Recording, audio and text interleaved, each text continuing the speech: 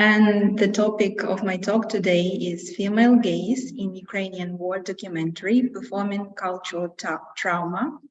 I will discuss the female gaze in the war documentary as a component of the cultural trauma process and as a means of performing cultural trauma.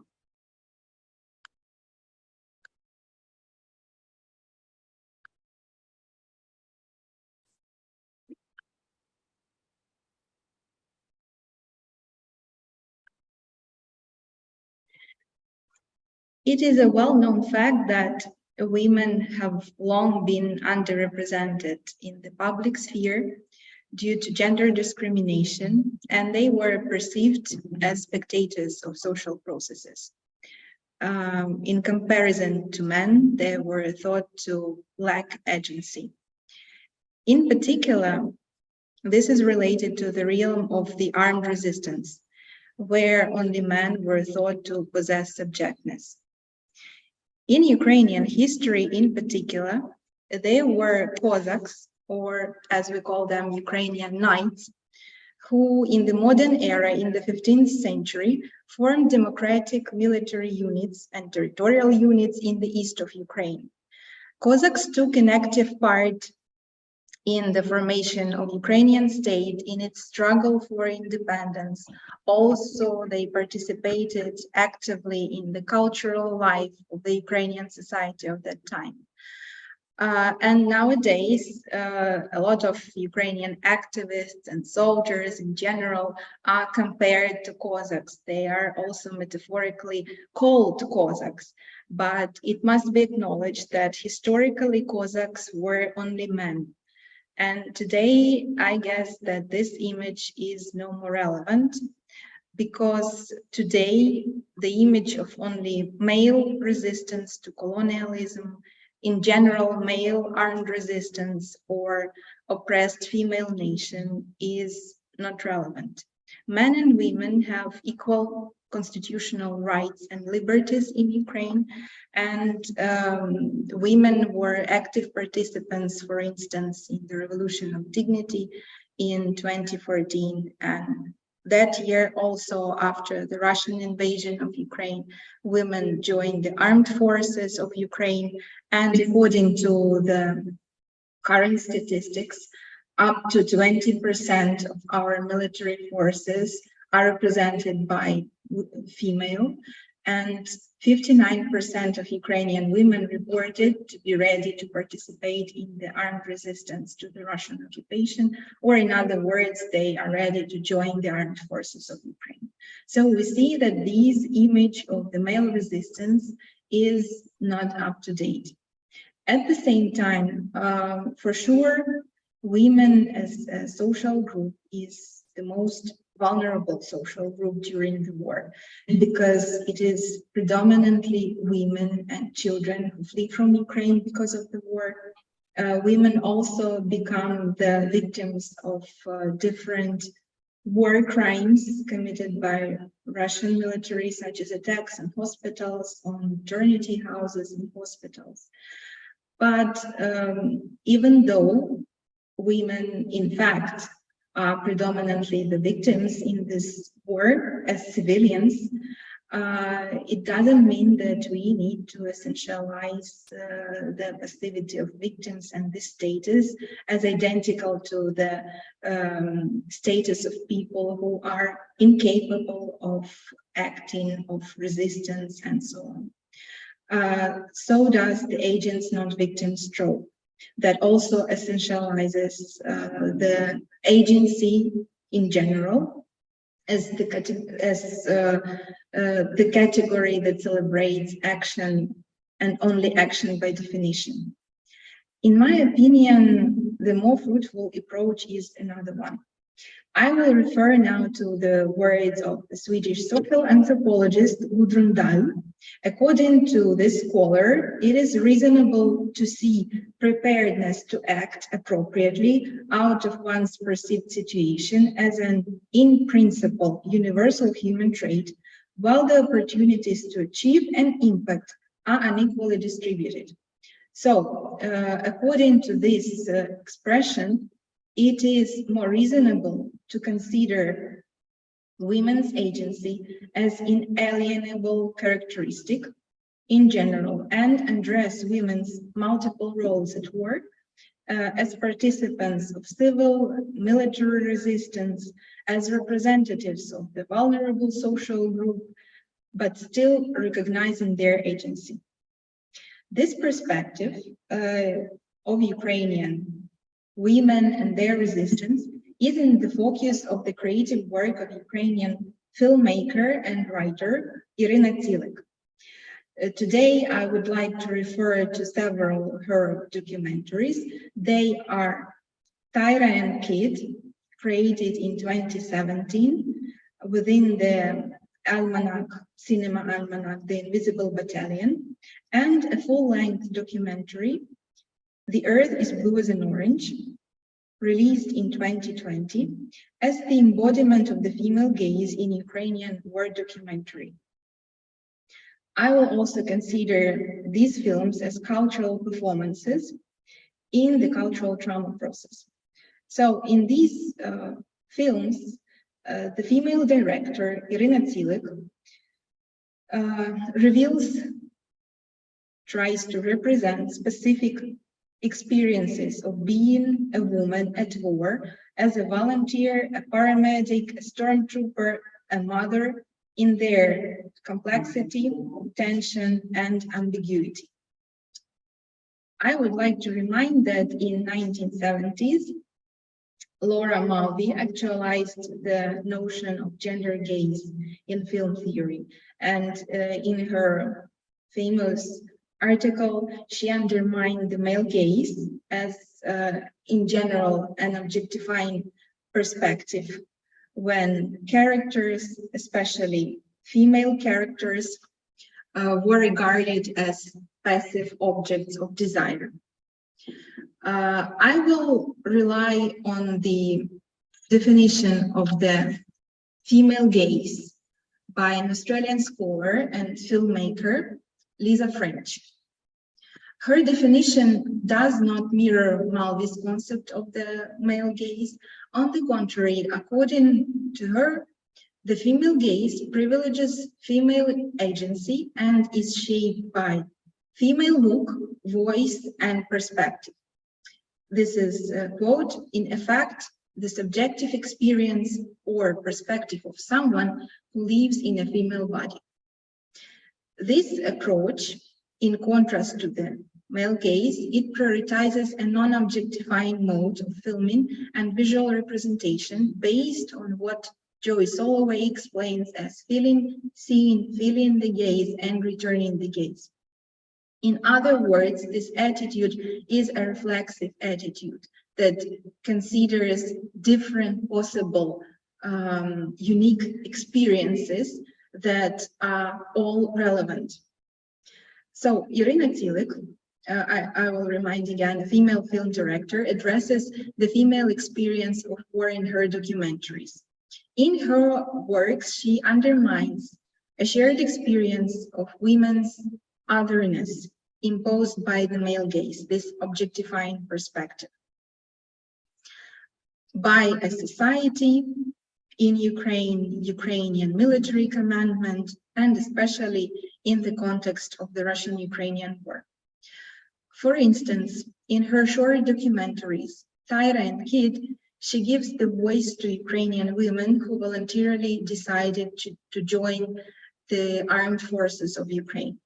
They are Yulia Payevska, a former designer and Aikido coach who became a paramedic and a tactic medicine trainer in 2014, who went through Russian captivity in March-June 2022, and Andriana Susak, or Kid, a former brand manager and a stormtrooper of the Aidar Battalion, who took an active part in military operations of the occupation of settlements in Luhansk region in 2014-2015. She returned to the front line after the Russian full-scale invasion and was severely injured in December 2022. Both these short films, we will also refer to them in a while, They focus on the fill-in scene of female active and professional participation in military operations. This idea is first seen in characters' narration. So first they express this female gaze through their personal narration. Yulia dispels the myth of female's passivity and physical weakness, emphasizing that war requires self-presentation that does not depend on sex or gender. Andriana tells about her discrimination by the military command that defined her official position as the head of the sewing department. So the problem was that before 2018, there was no law that guaranteed the equality of career perspectives for men and women in the Ukrainian military. These films were created and filmed before this law was signed. And actually, I consider that this project, social project and research project, Invisible Battalion, impacted the transformation of social order in Ukraine and influenced that this law was signed. So Andriana, in particular, a stormtrooper, but she officially, her position was the head of the sewing department, a traditional representation of women through the male gaze, right? I advise now watching a short episode from this film referring to the words of Yulia. Я даже не всегда помню, кем я была, потому что мы есть то, что мы делаем. У меня нет вообще никакого медицинского образования. Не могу сказать, что я стала вдруг медиком, но парамедиком я стала. Но мы можем на яму подъехать. Конечно, будучи тренером, я изучала анатомию. Война меня научила всему остальному. Смотри, просто держи ровную линию здесь и здесь. Все остальное на ось. Женщины на войне обязательно должны быть, потому что есть женщины, которые под это дело заточены. Их очень мало, но ради них стоит продвигать вот эту идею, что женщины должны быть равны в правах и занимать те же должности, что и мужчины. Потому что каждая из них стоит там, сотни бойцов. Я вообще не вижу, что так напрямую зависит от пола. Ну, разве что таскать тяжелые БК. Ну, вот, есть маленькие девочки, которым это тяжко. Но есть женщины, которые рождены вот для передка. Женщины стреляют не хуже мужчин. Когда они в подразделении, ничего доказывать не нужно, потому что там сразу видно, кто чего стоит. Это не офис. Там речь идет о жизни и смерти. Ні, ну слухай, у них що реально, що мітинг? По какому поводу шабаш? Блін, які вони всі чумазі. Ну, какие есть. Держат, слышишь? Радуються. So here I hope you saw the English translation of what she was talking about. This is the level of the narration of the film where the male gaze is undermined by the storyline. However, in these films, the objectifying frame is also neglected by the use of the camera. The camera becomes a means of listening, seeing, remembering, and performing characters' identities. Having become a paramedic, Yulia, that you just saw in that episode, she identifies herself as a combatant with no regard to her previous experience. She insists that the most important thing is self-identification and performance here and now. Accordingly, she is filmed in the actuality of the war, providing medical aid to injured soldiers, psychologically supporting her colleagues, and organizing everyday life on the front line. On the contrary, Andriana, the main character of the second short film, directed by Iryna Tsilyk, she perceives the collective memory of her family to shape her decision to join the armed forces. Her grandmother was repressed by the Soviet regime. Her grandfather was shot by the Soviet authorities as a fighter for Ukrainian independence in Western Ukraine.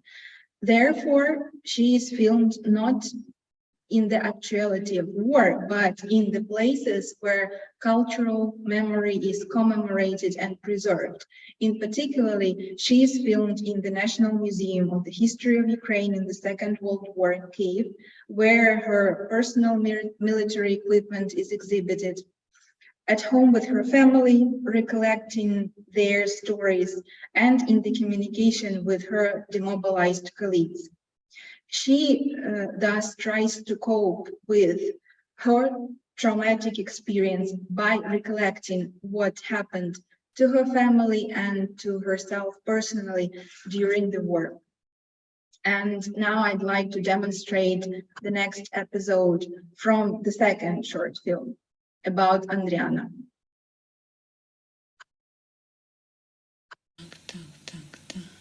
Щас, де вона? Цим зривом ми коротше, вивели ту колону російську, вони подумали, що тут нас не знаю скільки, а нас там 10 чоловік було буквально з СП.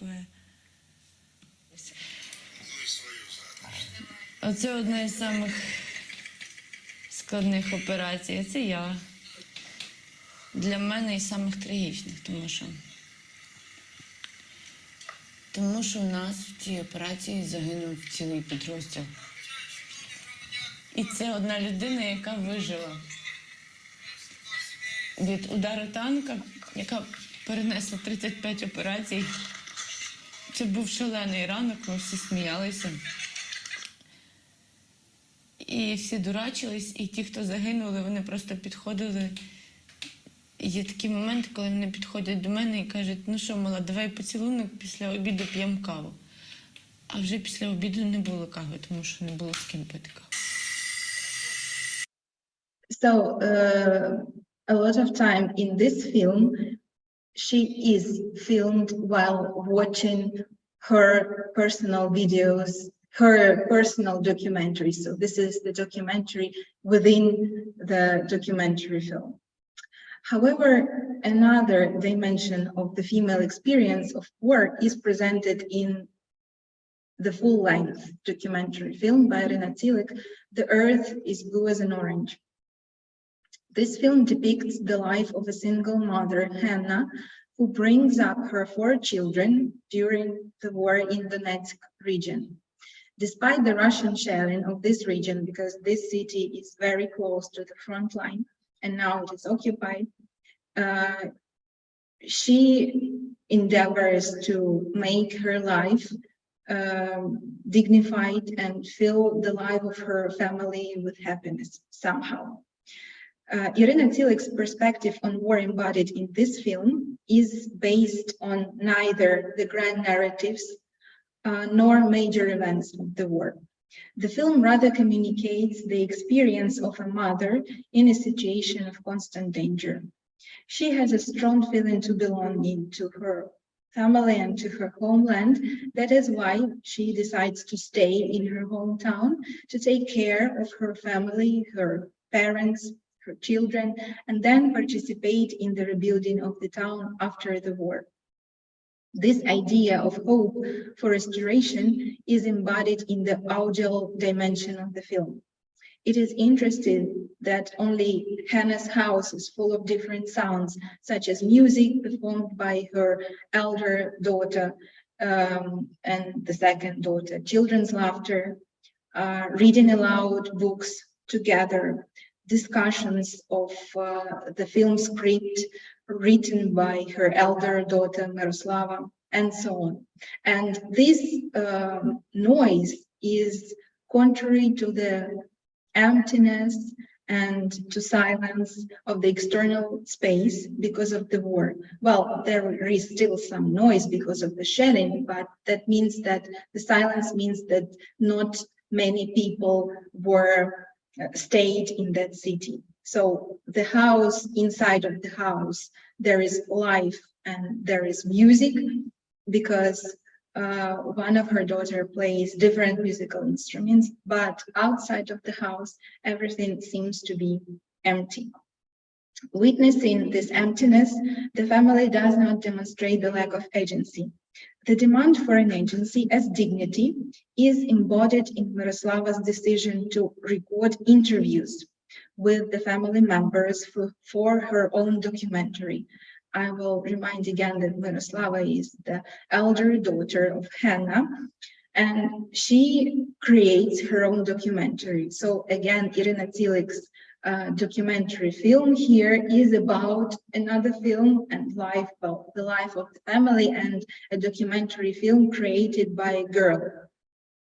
This girl decides to take interviews with the family members, and she films their emotional and verbal reactions to different questions that are predominantly existential, that relate to the experience of reliving the war.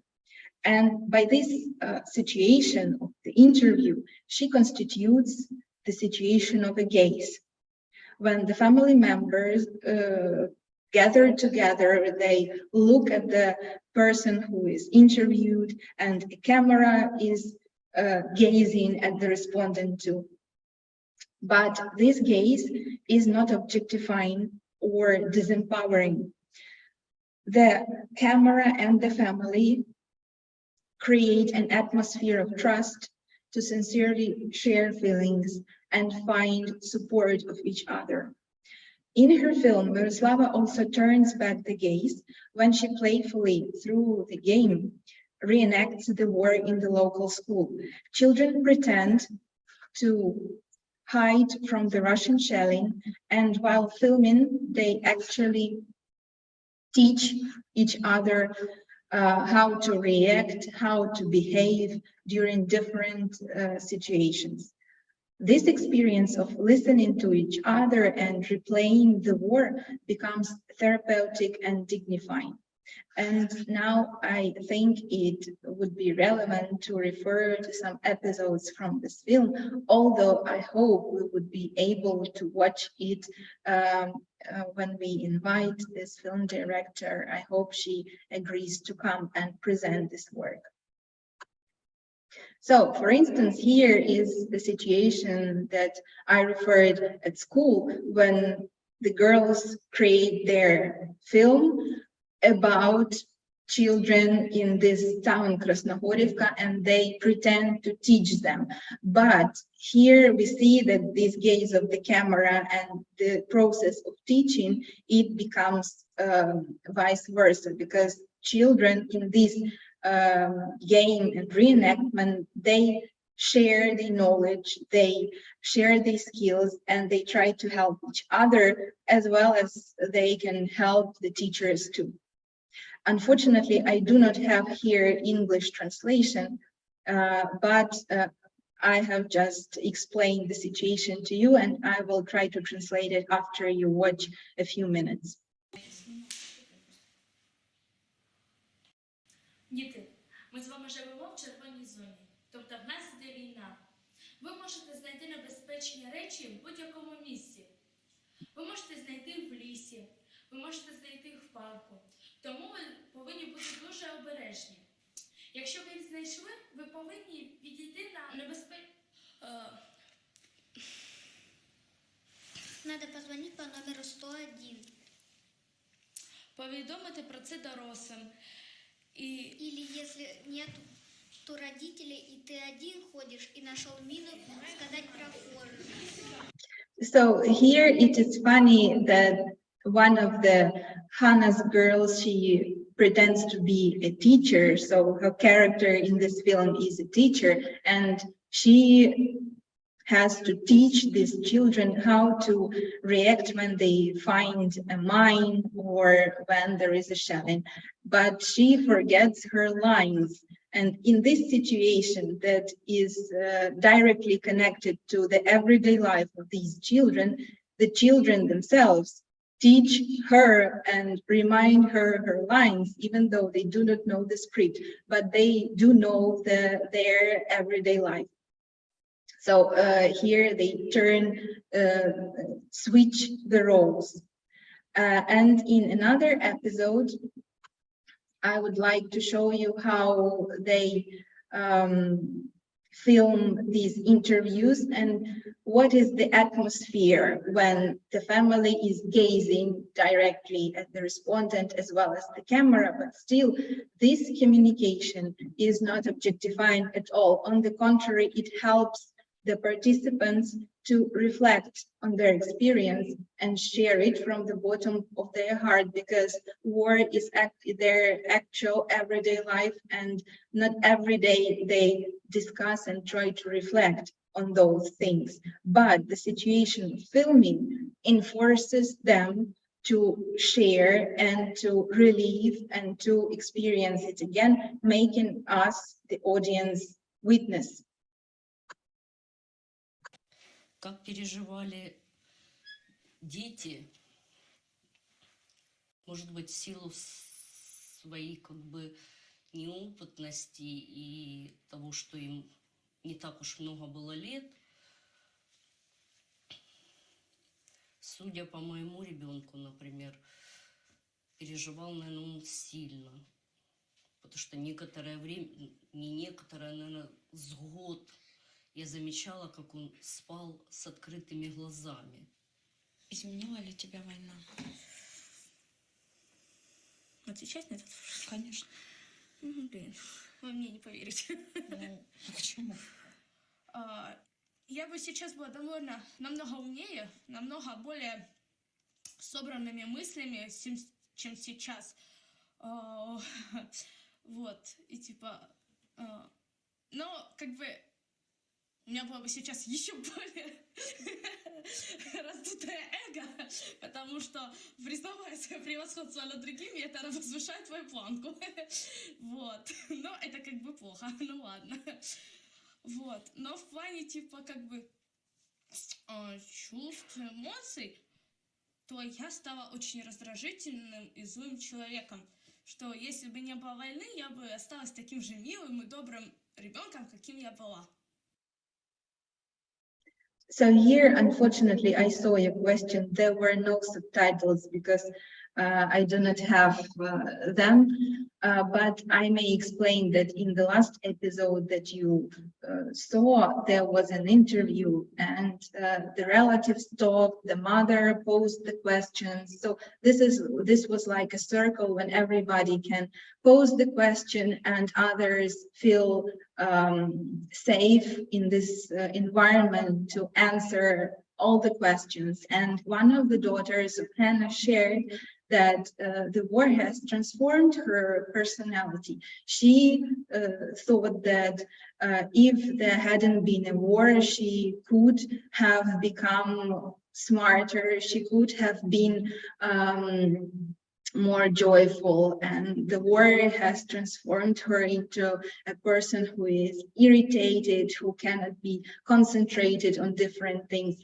So you see that was a process of self-reflection. It was an environment of trust, of sharing, of building the communication within the family and making the relationships within the family even stronger despite all this stress and the objective situation war. So here the director demonstrates that filming may be empowering but not objectifying.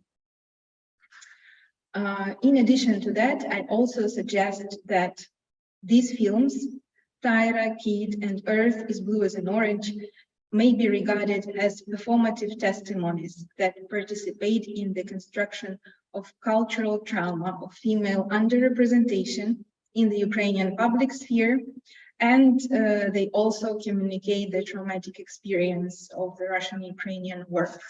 To demonstrate the idea that these films, these documentaries, are a part of the cultural trauma process, I would like to refer to the cultural sociological theory of Jeffrey Alexander. Within this conception, trauma is considered as a cultural performative process where social responsibility and political action play a decisive role. From the perspective of cultural sociology, cultural trauma means a socially constructed and mediated attribution to a particular experience that is not identical to the event that caused it, but is a result of human agency as a specific representation of this experience. In other words, we cannot consider the war itself to be a cultural trauma, or we cannot consider the female underrepresentation in public life to be a cultural trauma. On the contrary, to become a cultural trauma, the reality, the particular experience has to be somehow represented. And if we refer to these films, we see that these particular unique experiences are represented artistically, and thereby they contribute to the general cultural discourse of particular happenings to become represented as a collective cultural trauma. As Alexander writes, quote, "Trauma is not the result of a group experiencing pain. It is the result of this acute discomfort entering into the core of the collectivity's sense of its own identity." Unquote. Therefore, trauma is essentially connected to the realm of representation and action. Traumatic experience may be represented in films too, if we consider these films to be performances. A film may be regarded as a cultural performance because it performs rather than it says what it is about. Thus, it is a kind of reflexive communication that enables the audience to experience and witness past traumatic events.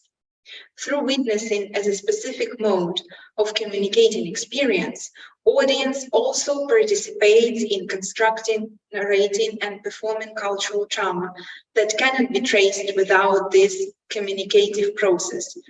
So, considering films as cultural performances also follows that films are not just visual representations that are transmitted to the audience. However, audience is also an active participant of the constructing, of creating of the meaning making. Documentary films vividly embody the witnessing mode of artistic communication. They do not only increase public awareness of individual suffering, but also, according to German scholar Michael Elm, promote narratives which influence whether and how individuals, a society, or affected groups regard themselves as traumatized. From this standpoint, The Earth is Blue as an Orange, Tayra, and Kid managed to define a painful injury to the collectivity, establish the victim, attribute responsibility, and distribute the ideal and material consequences. This list of 4 stages is the 4 stages of the trauma process that Jeffrey Alexander defines in this process. Now let's look closer to the films.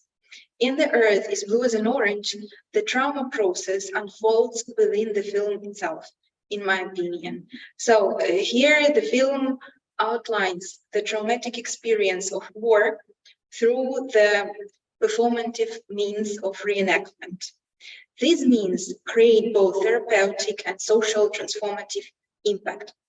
In particular, the film depicts how Miroslava creates her own documentary about her family. The family members directly are involved in this process. They participate in filming, they participate in preparing to the process of filming, and thereby they resist the war. Moreover, they constitute themselves as social agents through self-performance. Anna's family creates also a social reality through performative acts, because they live in the war in its actuality. It directly involves them, and they reveal then their experience through their documentary film to the local community and also to the external, to the wider audience who are beyond this context. But with the help of this film, these other people, this external audience is able to witness what they experienced. But through these films, they do not technically transmit the information, but include the audience into the collective deliberation and performance. Therefore, this film may be considered itself as a cultural performance. In another way, the performances of the films Tayra and Kid from the almanac Invisible Battalion as cultural performances address the traumatic experience and create a narrative that frames cultural trauma. So here, not the films themselves are performances, but rather their demonstrations are performances, and their demonstrations contribute to the construction of this narrative of cultural trauma. I have already said today that these social project and this research project entitled Invisible Battalion, within which the films were created, it directly influenced the transformations of social life in Ukraine, because after its resonance, the law was signed that equaled in the rights men and women, and then women were officially allowed to occupy military positions and not to be the head of the sewing departments, but to be combatants like men. So here the performances of these films is a part of the cultural performance in general as the construction of cultural trauma. These films appeal to the audience from the position of the carrier group, women in the Ukrainian military. They project the trauma in the particular present situation, the non-recognition of female soldiers in the Russian-Ukrainian war by the commandment and the state. Through these documentaries, the director, Iryna Tsilyk, together with Yulia and Andriana, makes performative claims. It is also very important to emphasize that the environment of trust has influenced also the success of these films, because the audience was able to experience this authenticity of their communication. Through these documentaries, they created claims that also became a platform of utterance, suggestion, deliberation about collective interests and intentions, experience exchange, and also a tool for transformation of social and cultural norms that was already noticed. The performances of Tayra and Kid embed 4 dimensions of trauma representation defined by Alexander. First, they address the nature of the pain by referring to the female experience of and at the war. Second, they performatively answer the question about the group affected by this traumatizing experience. Third, the films relate the experience to the wider audience who can solidarize with them, that is, Ukrainian society in general, and those who feel that they are oppressed by the objectifying gaze and perspective. And finally, in the creation of the trauma narrative, these films attribute the responsibility to the Russian Federation that started the military aggression against Ukraine, and also to the male gaze in Ukrainian society as a patriarchal ideology that preconditioned the particular social situation and hierarchy of power too. These films also reflect on the notion of victimhood, in particular females' victimhood, underlying the agency of female combatants. This cultural classification, elaborated in the film, encourages the viewer to become a witness. So again, the witnessing mode of communication is both significant and very relevant to the short documentaries of Iryna Tsilyk and her full documentary film. Witnessing the documentary film's truth that is existential rather than discursive, the viewer appears to become a witness and solidarizes with the carrier group. The audience thereby also reveals its agency and forms the collective identity. And to sum up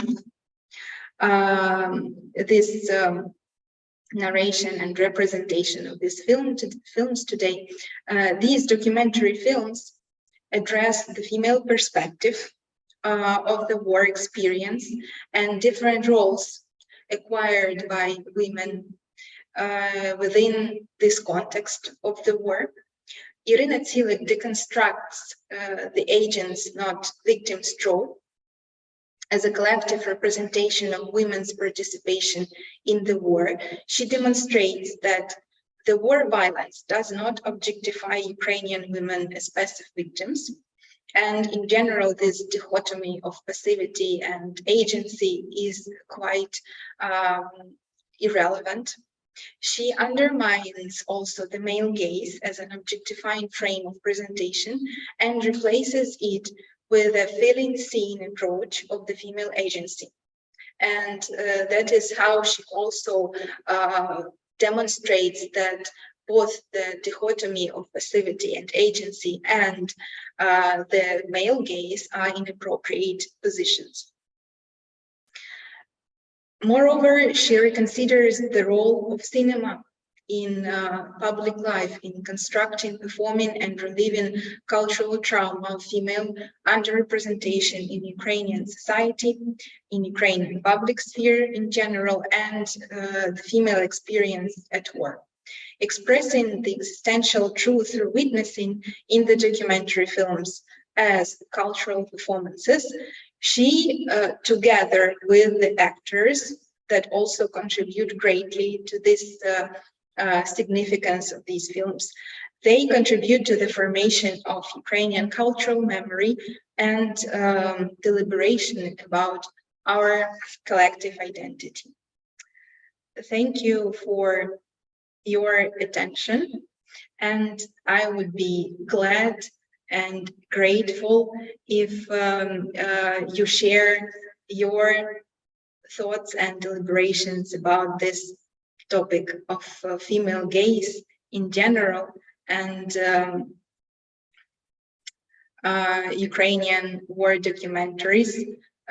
For sure, only partially, because I referred to only one film director. There are many more others who actualize this topic in their works. And by the way, as we also discussed on one of the meetings in December, it is a movement in Ukrainian cinema with the female representatives of Ukrainian cinema of the modern times. I mean, there are a lot of female film directors that in their creativity, they address this topic. But still, at least at the background of these three films, we can also discuss these questions today.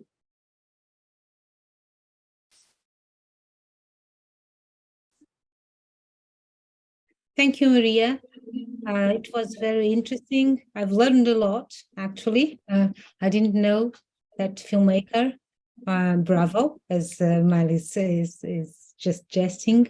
Now we have these minutes to questions. I wonder if anyone has a question.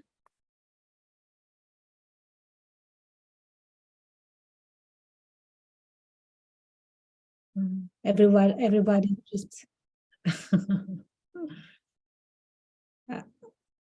You talked about, I have just a curiosity, because I don't know these filmmakers. You mentioned, and in December I wasn't able to attend the conference. And you mentioned this is a kind of a movement of female filmmakers.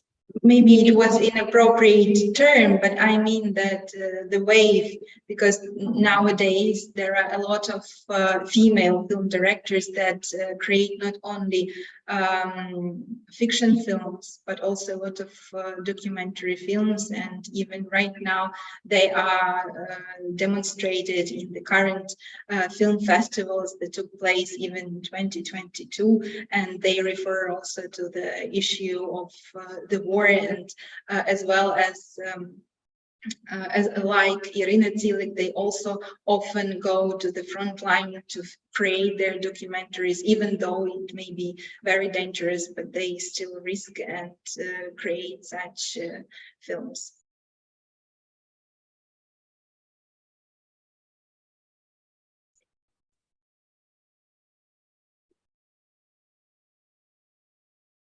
Any further questions?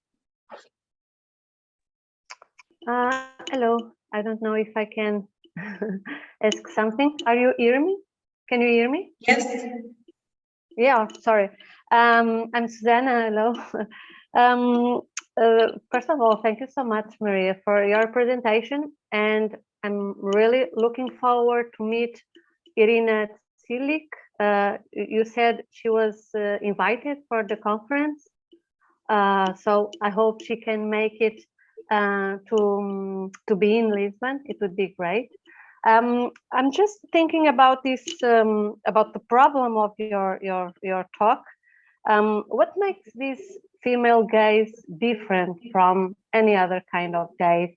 And I don't know if you agree with me or not, but I think that we can make this parallel between an action versus performance. I don't know if the action is a term that we can apply more to the male gaze of doing films, and the performative way of using the camera and the script and so on is maybe something more appropriate to the female way of making films. I don't know if you agree with this distinction, action, performativity, I don't know, just to hear you more about this.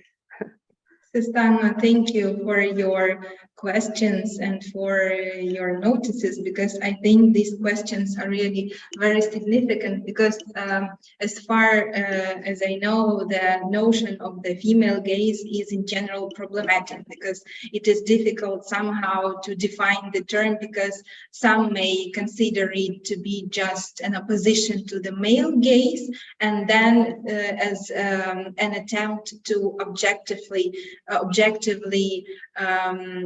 represent the male characters, for instance, in the artistic artworks.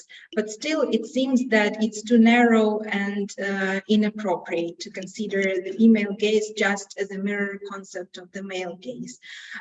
Moreover, it may be referred as a perspective of female artists on particular topics. Moreover, it can be defined as a perspective of the female characters within the artworks. But in general, I guess that maybe if we talk about the female gaze, it doesn't mean that we have to reduce everything to the situation of artworks that are created by female artists, or that are devoted to the representation of female characters. I think it's more in general as an attitude that contrasts the objectifying perspective that was somehow called as a male gaze in the classical article of Laura Mulvey. So in general, in my opinion, the female gaze here is more a metaphor of an attitude that celebrates the notion again, of performativity, given an opportunity to both the artists, the participants of the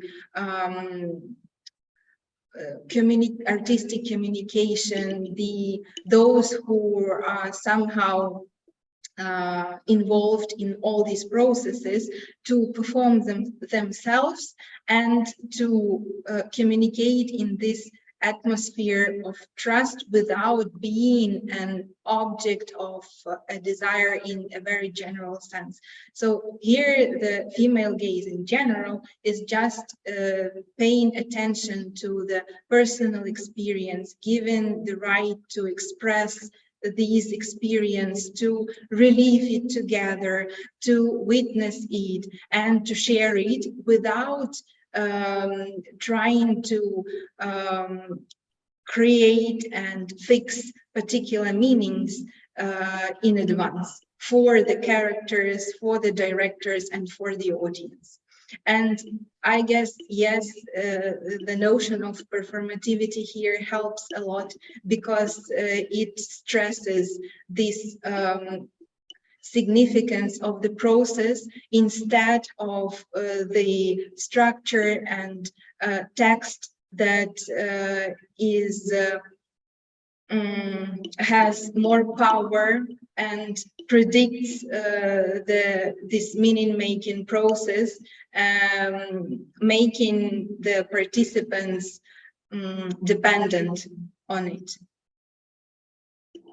Thank you. Yeah.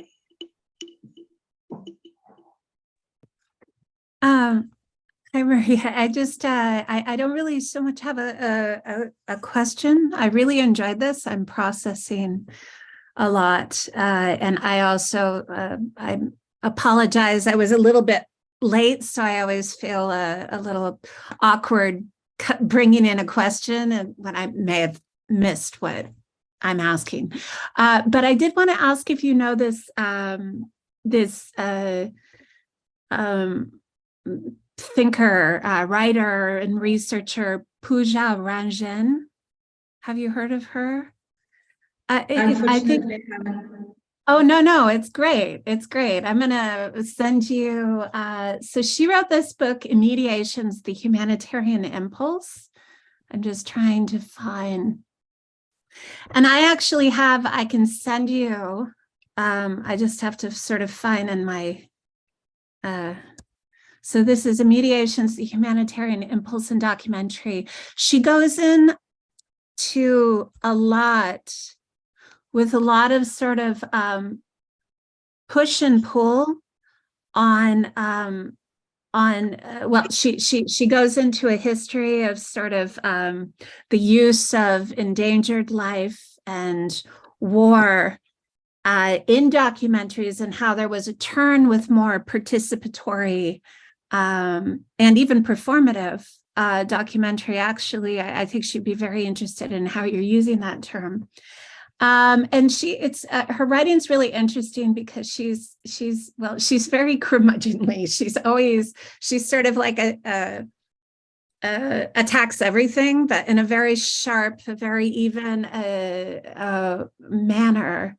Including, she talks about what has been useful for participatory documentary filmmaking as far as shifting gaze and as far as delicate situations on front lines, or when you have people as a way to balance or shift power. But she also talks about what can be ultimately still problematic within that, with specific documentaries. But I wanted to, I wanted to send you that and her name, Pooja Ranjan. She's, I don't know where she's teaching right now. I want to say Syracuse, but I think, I don't know. She's somewhere on the East Coast of the United States, but originally from India. And I have digitized already a chapter, which is on that, what I was talking about with participatory documentary. I won't sit here and try to find it, but if you write me an email, I'll send it to you. But overall, thank you so much. I'm really looking forward to these filmmakers coming and hearing more of your work as well. Mariia, thank you for your recommendation and for your advice. Well, I don't know if anybody else has a question. I would like to briefly ask you, and I think you've already kind of answered in your presentation, but do you think that there's a difference in terms of film aesthetics between these female gaze, and how would you describe it? More because you showed, when we saw the commentary inside of the documentary, I think there's more closeness to the camera, kind of. You've already talked about this intimate space that is created, focus on the person and his the person's thoughts and experiences, a kind of more haptic image, more close, more intimate?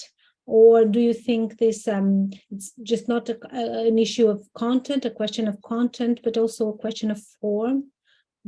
Could you just sum up some features or characteristics that you think that distinguish this female gaze from I don't know if this female gaze can be distinguished in this way, but do you think there's a distinction between this female gaze and the male gaze in terms of female aesthetics? Patricia, thank you. I guess yes, and I would deny all these characteristics because it is both the form and the proximity that is reached through the building even of personal relationship between the director and the characters as real people who let the director into their life, because for instance with this family with 4 children, they lived together with this family for over a month. This was not a great film group, that was only Iryna and 1 or 2 other members of her team, but they lived together with the family, they lived together with the kids, they spent together time when the elder daughter was graduated from the school, and so on and so on.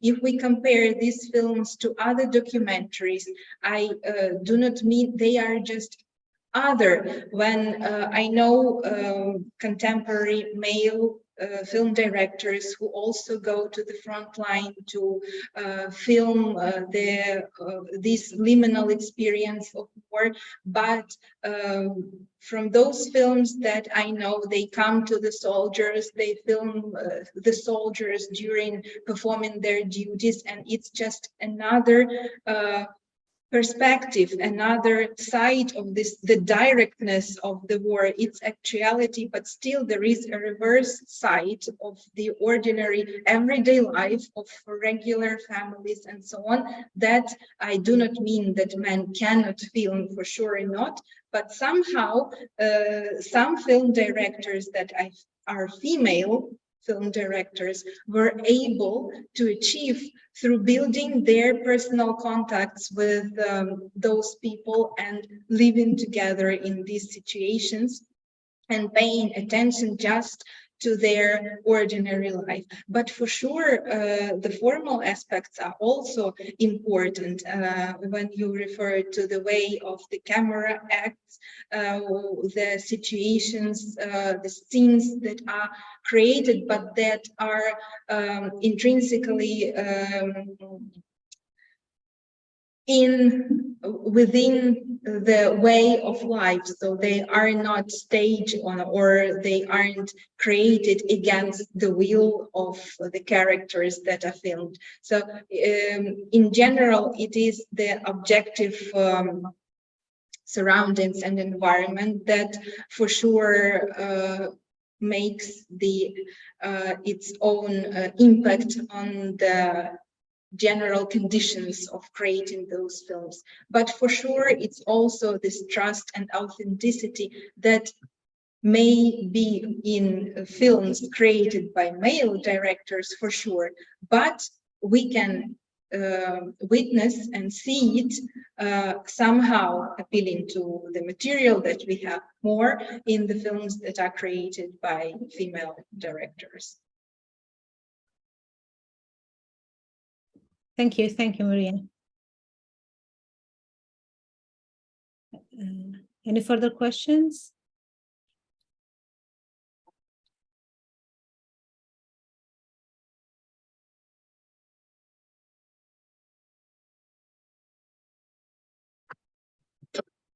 Thank you, Miley, for your messages. I apologize to post those while you were speaking. I just, I was scared to forget, and I just, while you were speaking, certain things that you were saying, what you were saying, Patricia, kept popping in, remembering.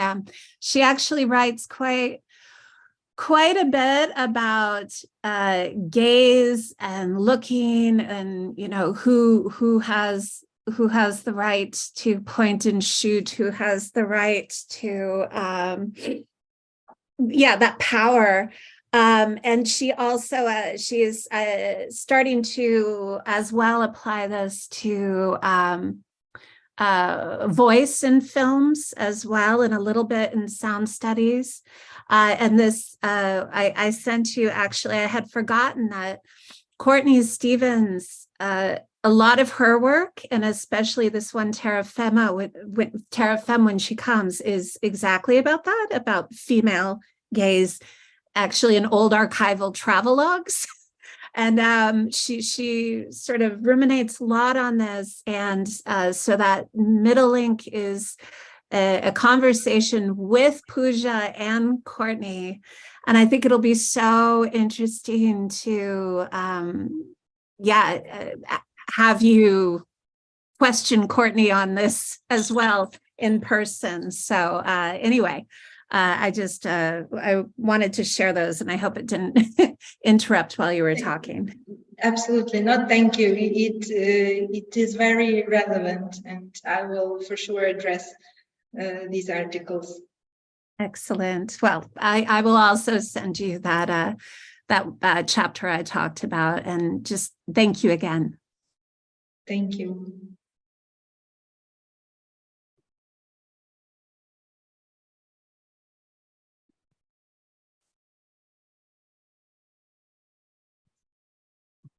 So I think, is there anyone who wants to raise a question to Mariia? If not, okay, I would like to thank you, Mariia, so much. It was so very, very interesting.